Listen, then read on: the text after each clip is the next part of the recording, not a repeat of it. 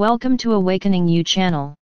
If you appreciate what we do, please support us. Thank you. Dear sons and daughters of planet Earth, I am Sananda. Once again, being here is always a reason for great joy. It's the opportunity I have to be a little closer to each of you's minds.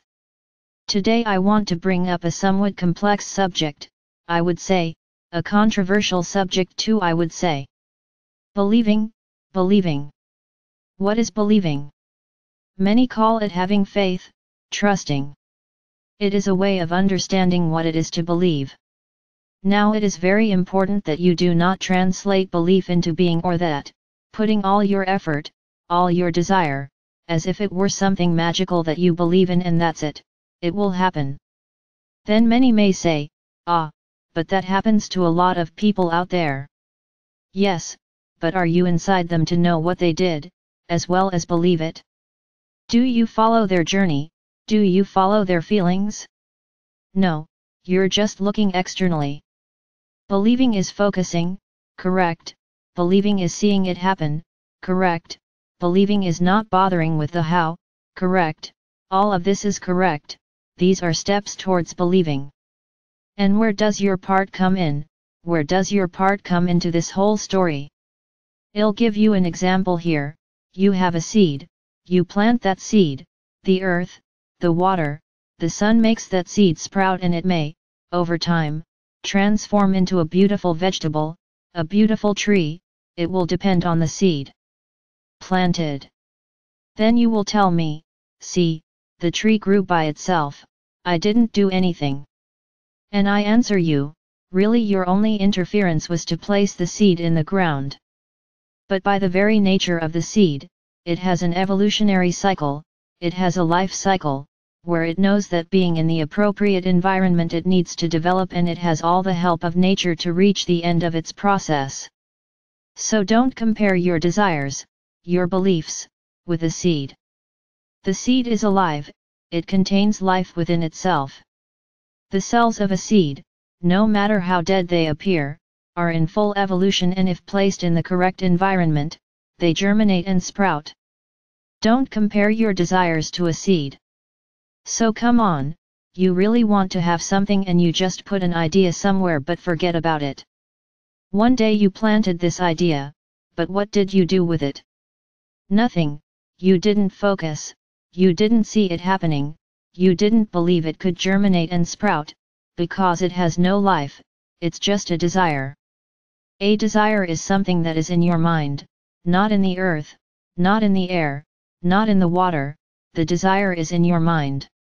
You just emanate into the universe what you want and then you start to believe that it will work. But you had the idea and believed it once, you didn't entertain that idea. What happens to her? New ideas are emerging and they are buried by newer and more recent ideas, and then one day you remember that idea. Look, I never thought of that again. And then it becomes a priority again. But you forget again and it gets buried by the others. So let's add another action, you have the idea and every day you feed it, what do you feed it with? It's not with water, it's not with sun, it's not with land. You feed it with good feelings, you feed it with the joy of seeing the idea manifest, with the joy of seeing the idea come to fruition. But you do it whenever possible, you remember and add a little more fertilizer to that idea. And every time you do this, you emanate a feeling and that idea grows in the universe. But if you happen to forget, it withers, loses its vigor and almost dies to the universe. He stops paying attention to your idea because you yourself are not paying more attention to it. Now if you often look at the idea, remember it and add another seed, another fertilizer, not seeds, not physical fertilizers, but that feeling of accomplishment, that feeling of joy, of seeing the idea forming, it is also forming in the universe. And it begins to sprout and germinate in the universe and when you put enough joy and focus into it, the idea comes true, because you made it grow, you fed it, you gave it the strength to grow. It wasn't an idea you planted in your mind. I leave it to the universe. Yes, the universe will do it, but the universe always responds first to those who are fed, who are watered frequently, and yours is left behind. So what is belief? Believing means focusing, staying focused, making the idea grow, fertilizing the idea with more complementary ideas, so that it grows, so that it takes shape. So I will make a parallel: when you believe in us, I believe in being such, in being such, in being such. Okay, then we say some things and you challenge us, you don't follow the advice we give, you don't accept what we say. Of course, we don't want dolls or marionettes here, because you have free will. But on some points we talk about, if you don't agree or don't believe, you end up attracting a lot of doubts to yourselves. And doubt is a very powerful feeling, because it causes that belief to break, that belief to not be strong enough. And then everything we say, you start to contest, you start to doubt, and this also grows more and more, because you are harboring doubts, you no longer trust what we say. And your belief is being diminished, it is being destroyed. I say again that we don't want dolls, nor marionettes that nod and nod their heads with everything we say. You need to think, certainly yes, thinking about what we say is one thing, doubting or not believing is another thing. Thinking about it is giving your mind time to absorb what we said, understand, assimilate, everything is okay. Now, contesting, doubting what we say, then your belief has long been contaminated.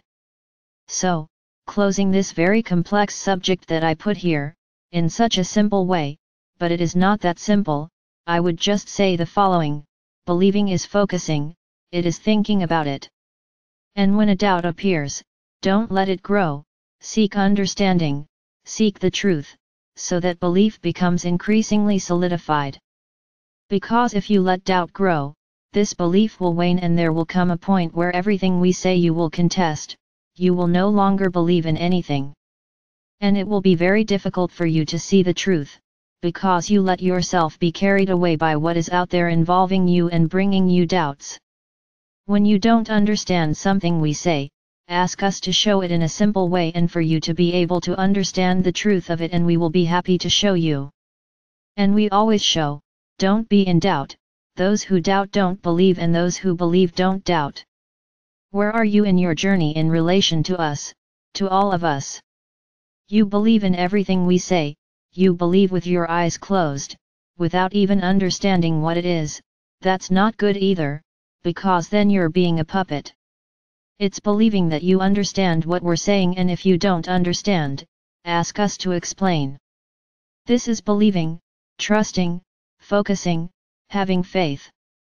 But not that faith that will put a glass on a shelf and have faith that something will sprout from there.